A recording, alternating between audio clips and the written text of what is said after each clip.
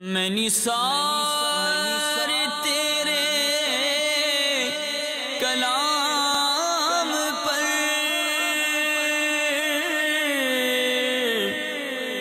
ملیوں تو کس کو زبان نہیں، وہ سخن ہے جس میں سخن نہ ہو، وہ بیان ہے جس کا بیان نہیں۔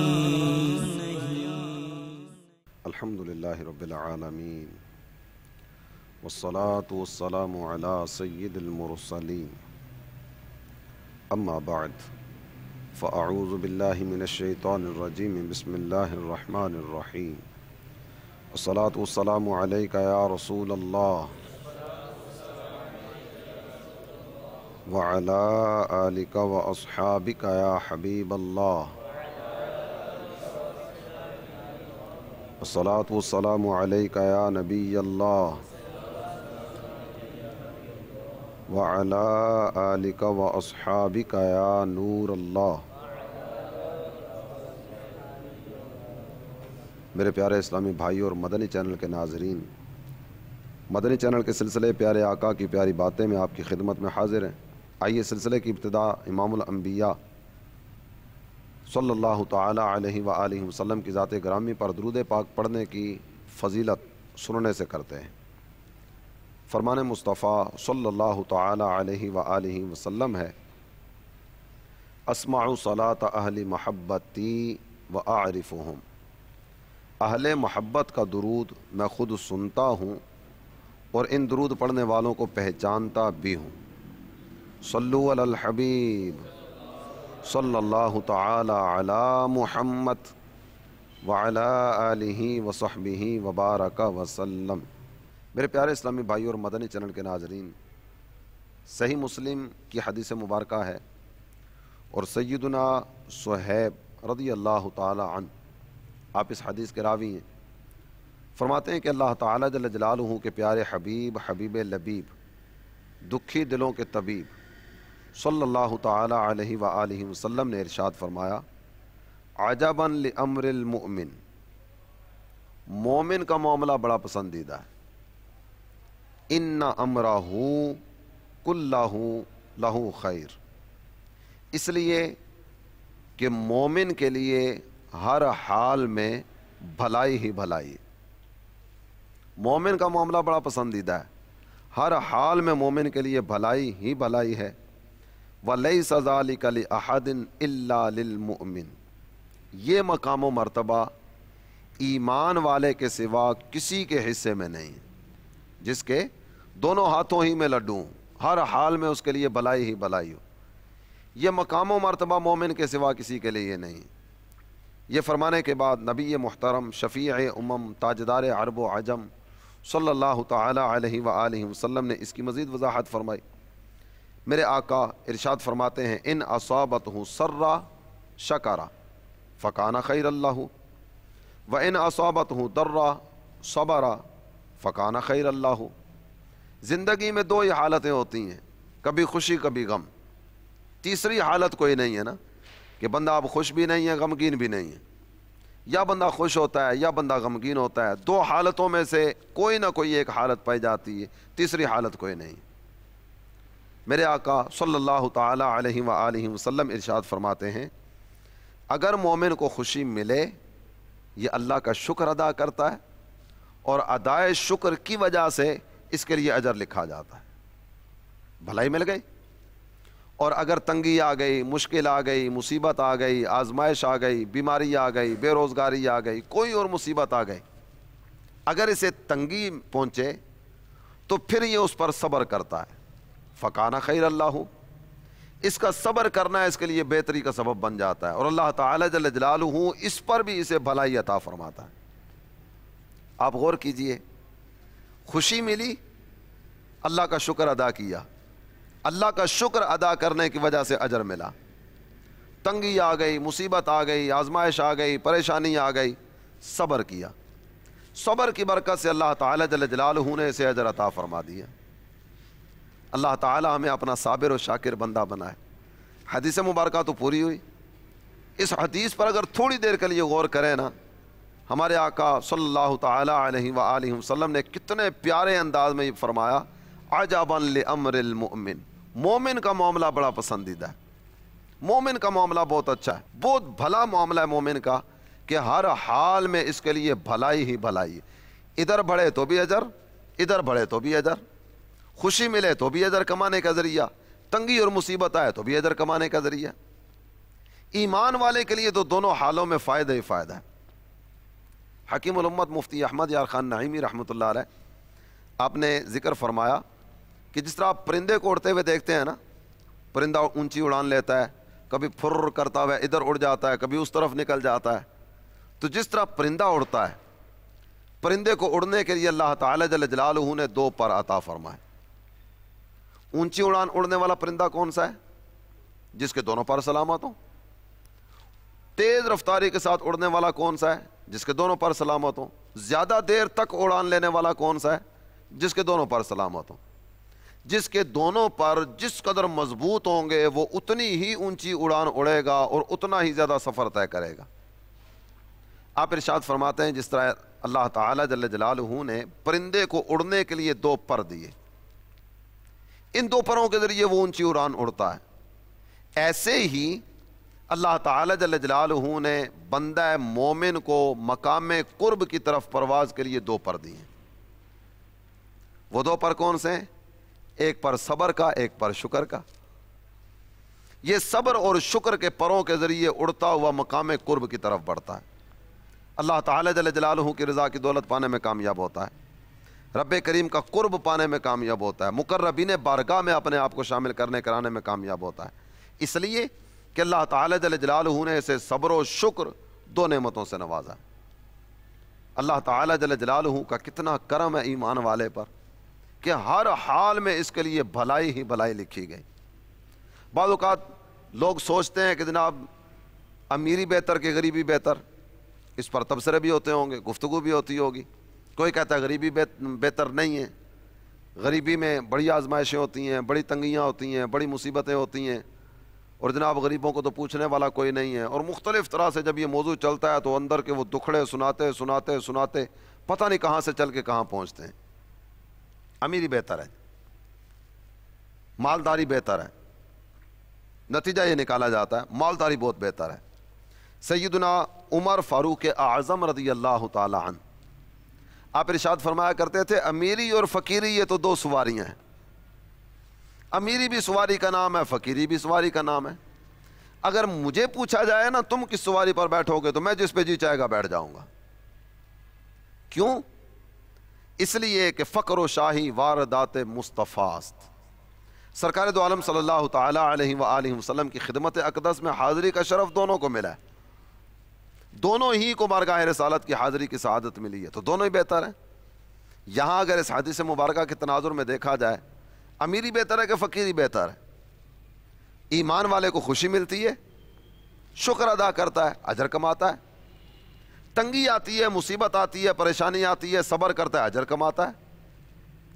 جس کی نظر اللہ تعالی جل جلالہ کی فضل و رحمت پر ہو، جس کی نظر اجر و ثواب پر ہو، اسے اس سے کوئی سروکار نہیں ہوتی کہ امیری آئی کہ فقیری آئی، اس لیے کہ امیری آئی تو یہ شکر ادا کر کے اجر و ثواب کو کمائے گا، فقیری آئی، غربت آئی، تنگی آئی، پریشانی آئی، کوئی مصیبت آئی، کوئی دکھ درد پہنچا تو یہ صبر کر کے پھر بھی اجر کما لے گا۔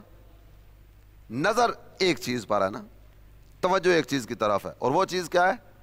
اللہ تعالی جل جلالہ کی طرف سے اجر و ثواب کا حصول۔ میں نیکیاں کیسے کما سکتا ہوں؟ تو نیکیاں اس راہ پہ چل کے بھی کمائی جا سکتی ہیں، اس راہ پہ چل کے بھی کمائی جا سکتی ہیں۔ جب دونوں طرف اجر و ثواب مل سکتا ہے تو پھر یہ بھی بہتر ہے، وہ بھی بہتر ہے۔ قرآن پاک کی آیات طیبات کی طرف اگر بڑھیں تو یوں تو شکر کے تعلق سے بھی کئی ایک مقامات پر قرآن پاک نے بیان فرمایا، صبر کے تعلق سے بھی کئی ایک آیات کریمہ میں ذکر کیا گیا، لیکن ان دونوں کے تعلق سے دو چیزیں آپ کی سماعتوں کی نظر کرتا ہوں، دو مقامات قرآن پاک کی آیات طیبات سے شکر کے تعلق سے اور صبر کے تعلق سے آپ کی خدمت میں پیش کرتا ہوں۔ چونکہ یہاں اس حدیث مبارکہ میں بھی پہلے شکر کا بیان ہوا، اس لیے پہلے شکر کی بات کریں گے۔ اللہ تعالیٰ جل جلالہ نے ارشاد فرمایا لَئِن شَكَرْتُمْ لَأَزِيدَنَّكُمْ، اگر تم شکر کرنے والے بنو میں تمہاری نعمتوں میں اضافہ کروں گا۔ تم شکر ادا کرنے والے بنو تمہاری نعمتوں میں اضافہ ہوگا۔ تو شکر نعمتوں میں اضافے کا ذریعہ ہے۔ شکر اللہ تعالیٰ جل جلالہ کی نعمتوں کے حصول کا بڑا بہترین ذریعہ۔ جو بھی نعمت ملے اللہ تعالیٰ جل جلالہ کا شکر ادا کیا جائے۔ ایک نبوی انداز آپ کے سامنے رکھتا ہوں، ہمارے آقا صلی اللہ تعالیٰ علیہ وآلہ وسلم کا بڑا پیارا انداز۔ جب کوئی خوشی آپ صلی اللہ تعالیٰ علیہ وآلہ وسلم کو پہنچتی، حدیث کے کلمات جو ذکر کیے گئے، خرّا ساجداً شکراً للہ تعالی، سرکار دو عالم صلی اللہ تعالیٰ علیہ وآلہ وسلم اللہ کا شکر ادا کرتے ہوئے سجدے میں تشریف لے جاتے، سجدہ شکر ادا کیا کرتے۔ اور یہ سجدہ شکر ادا کرنا سنت بھی ہے۔ خوشی ملی اللہ تعالیٰ جل جلالہ کا شکر، لَئِن شَكَرْتُمْ لَأَزِيدَنَّكُمْ، اگر تم شکر ادا کرو میں تمہاری نعمتوں میں اضافہ کروں گا۔ اور دوسرے مقام پر خالق کائنات جل جلالہ نے ارشاد فرمایا ما يفعل اللہ بعذابکم ان شکرتم وآمنتم، اگر تم ایمان لے آؤ شکر ادا کرنے والے بن جاؤ اللہ تمہیں عذاب دے کر کیا کرے گا۔ ان دونوں آیات مبارکہ کو سامنے رکھیے، ایک دنیا کی نعمتوں کے بارے میں بات ہو رہی ہے اور دوسری عذاب آخرت سے نجات کی نوید سنائی جا رہی ہے۔ دنیا کی نعمتوں کی بات کیا ہے؟ شکر ادا کرنے والے بنو میں تمہاری نعمتوں میں اضافہ کروں گا۔ آخرت کے تعلق سے بات کیا ہے؟ ما یفعل اللہ بعذابکم ان شکرتم وآمنتم، اللہ تعالیٰ کا شکر ہے کہ ہم ایمان والے ہیں، شکر ادا کرنے والے بھی بنیں گے تو عذاب آخرت سے محفوظ رہیں گے۔ ان دونوں آیات مبارکہ کو سامنے رکھیے، نتیجہ پتہ کیا نکلے گا؟ شکر کرنے والے کی دنیا بھی بنتی ہے، آخرت بھی سنورتی ہے۔ جو اللہ کا شکر ادا کرنے والا ہے دنیاوی نعمتیں بھی ملتی ہیں اور آخرت کی ذلت اور رسوائی سے بھی ایسے بندے کو بچا لیا جاتا ہے۔ دنیا اچھی ہو جائے، آخرت سنور جائے، اور کیا چاہیے؟ دنیا میں اللہ تعالی جل جلالہ کی طرف سے نعمتوں کی برسات ہو اور آخرت میں عذاب سے نجات ملے، کتنا بڑا اعزاز عطا کیا جا رہا ہے شکر گزار بندوں کو۔ ہمیں قرآن پاک نے ایک دعا تعلیم فرمائی، اس دعا کو ام الدعا کہا جاتا ہے۔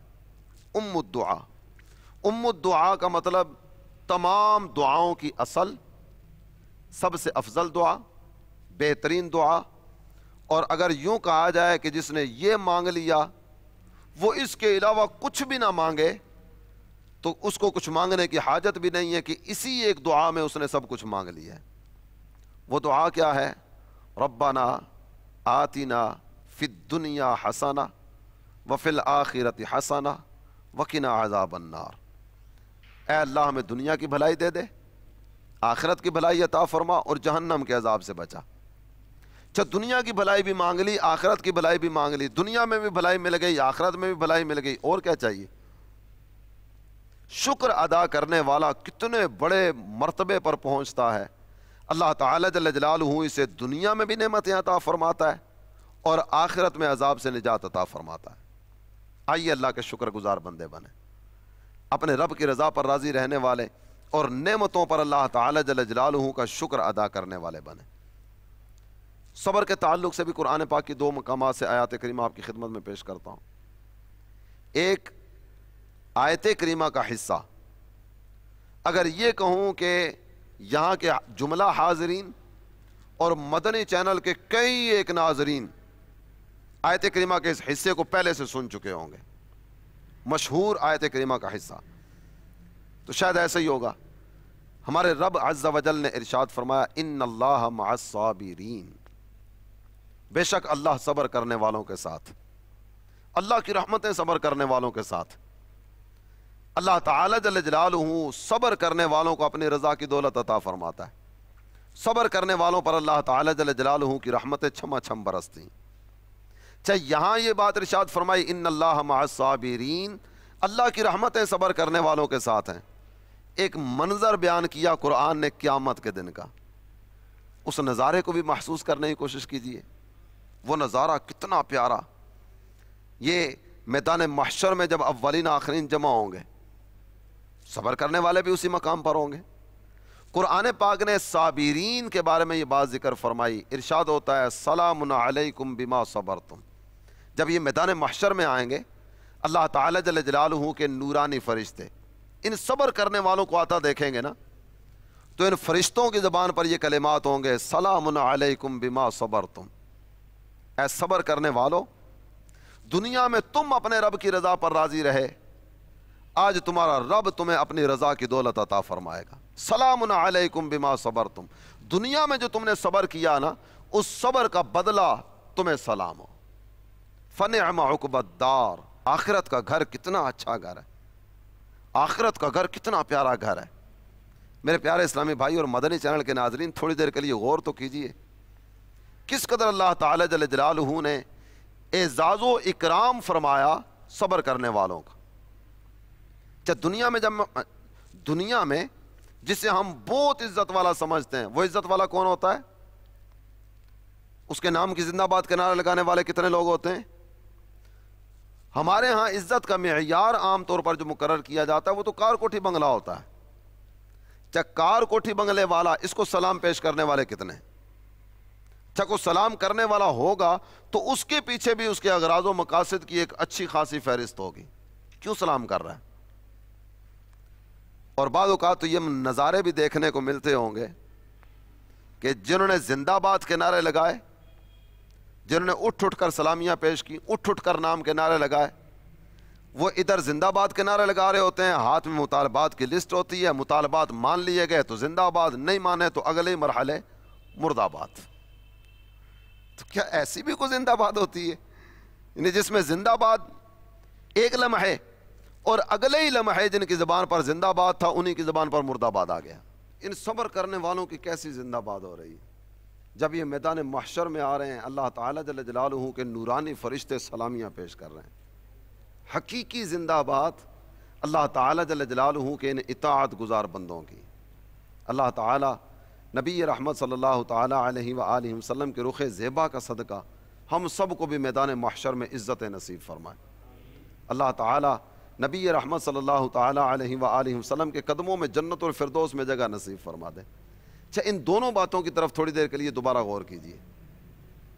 صبر, شکر, نعمتیں ملیں, خوشی ملے, راحت ملے, اللہ کا شکر ادا کیا جائے.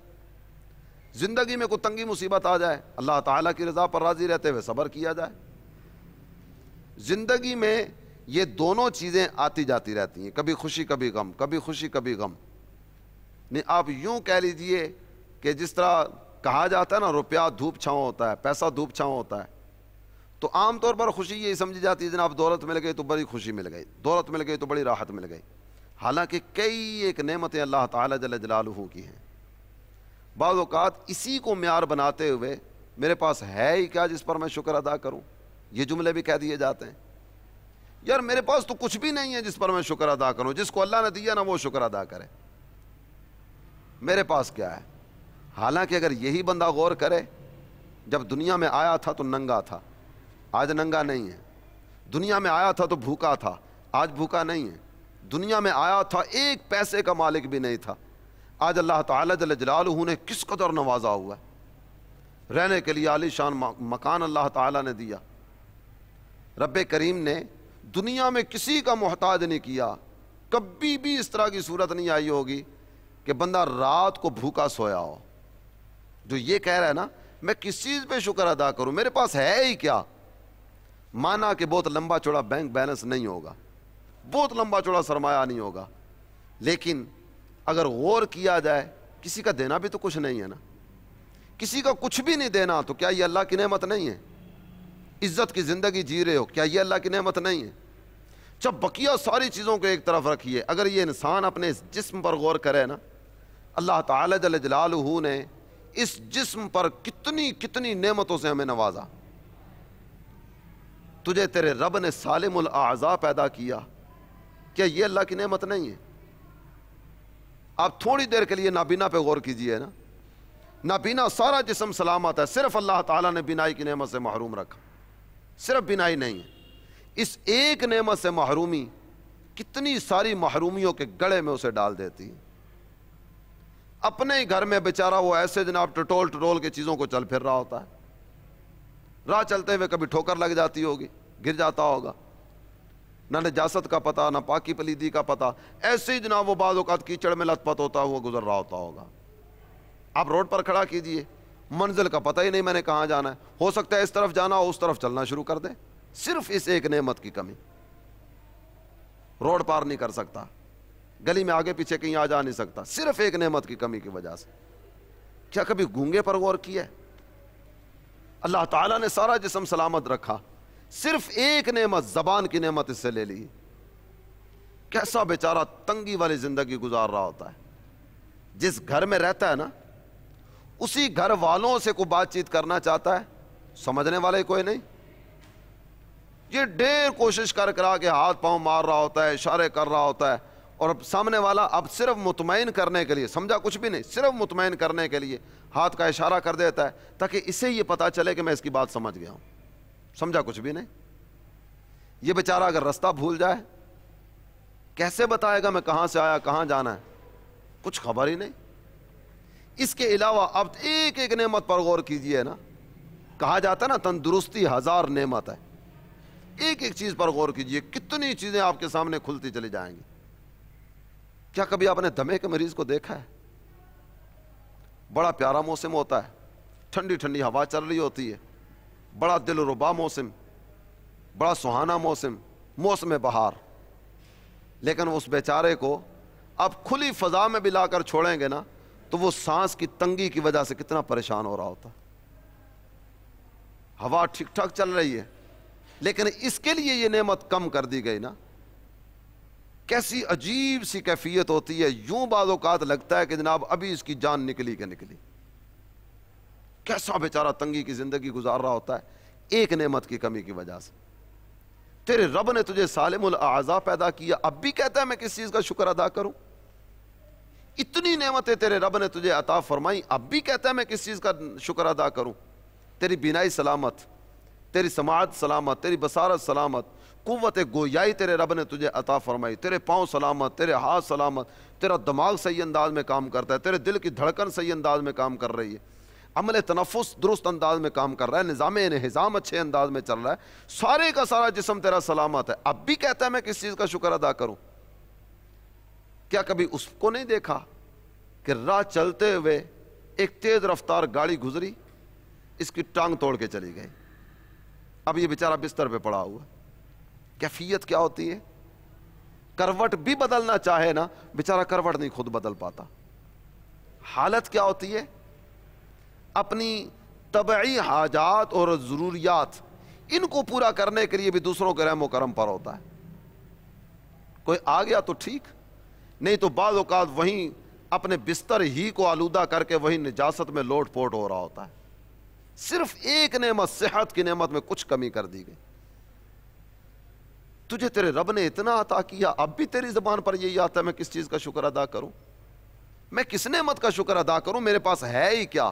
اتنی ساری نعمتیں تجھے تیرے رب نے عطا فرمائی ہیں، تیرے رب نے تجھے سالم الاعضاء پیدا کیا، تجھے صحت دی، تجھے طاقت دی، تجھے ہمت دی، تجھے قوت عطا فرمائی، بدن ڈھکنے کے لیے تجھے بہترین لباس عطا فرمایا، رہنے کے لیے تجھے مکان عطا فرمایا، کھانے کے لیے تجھے اپنی نعمتیں وافر مقدار میں عطا فرمائیں، پیار اور محبت کرنے والے رشتہ دار تجھے دیے، قرابت دار دیے، تیرے دوست احباب ہر وقت تیرے آگے پیچھے ٹہلتے رہتے ہیں، یہ ساری نعمتیں تجھے تیرے رب نے عطا فرمائیں، اب بھی تیری زبان پر یہی آتا ہے میں کس چیز کا شکر ادا کروں، میرے پاس ہے ہی کیا جس کا شکر ادا کروں؟ کہیں یہ ناشکری کے جملے بولنا تجھے اللہ تعالی جل جلالہ کی رحمت سے دور نہ کر دے، کہیں ایسا نہ ہو کہ یہ ناشکری کے جملے بولنا تجھے اللہ تعالی جل جلالہ کی رحمت سے دور کر دے۔ غور کیجئے، ظاہری طور پر اگر کچھ کمی آ بھی گئی، صحت میں کمی آ گئی، مال و دولت میں کمی آ گئی، بقیہ کئی ایک چیزوں میں مانا کہ بہت ساری چیزوں میں کمی آ چکی ہوگی، کئی نعمتیں تجھ سے لے لی گئی ہوں گی، لیکن کیا ایمان کی نعمت ان دیگر نعمتوں کے مقابلے میں آ سکتی ہے؟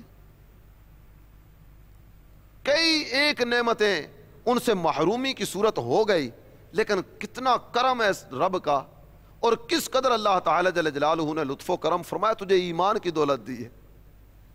کافر ہزار نعمتوں میں بھی رہے اور ہر وقت انواع و اقسام کی نعمتوں سے متلذذ ہوتا رہے، ہر وقت طرح طرح کی نعمتوں سے لطف اندوز ہوتا رہے، اگر کفر پر خاتمہ ہوا، بتائیے اس کا انجام کیا ہوگا؟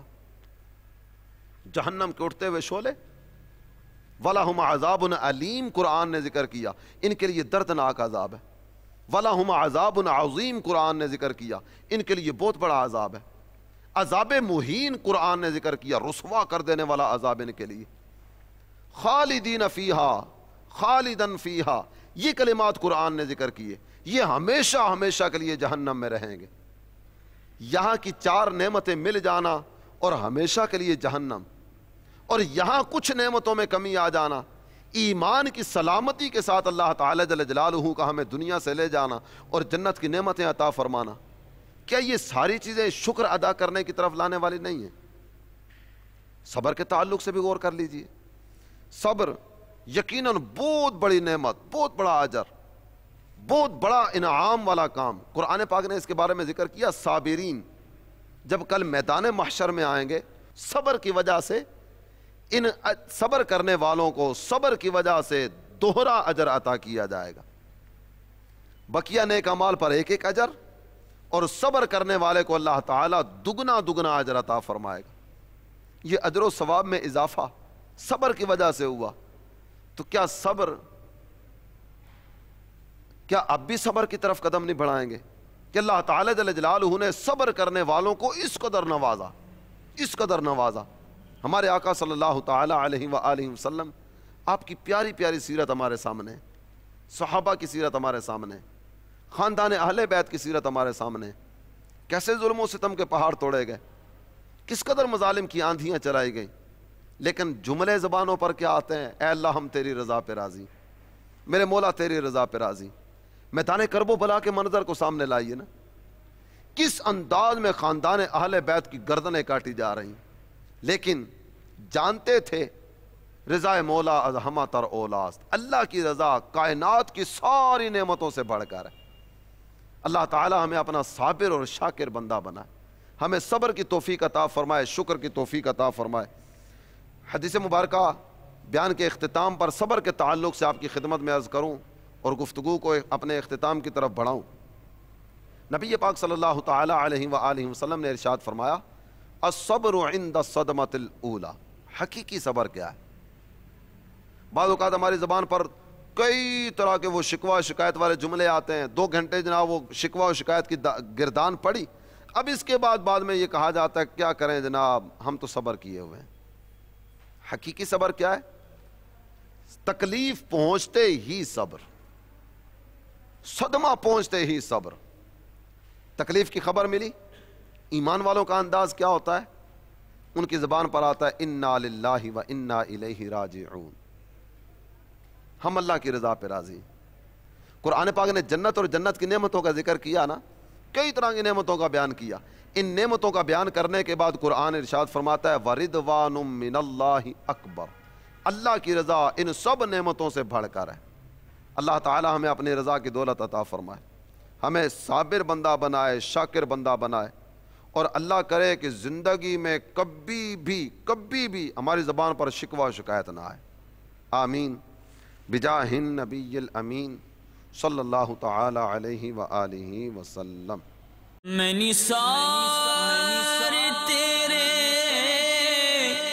کلام پر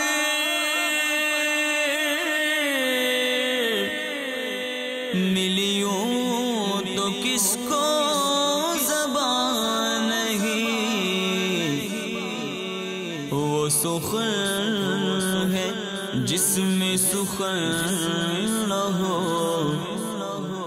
وہ بیان ہے جس کا بیان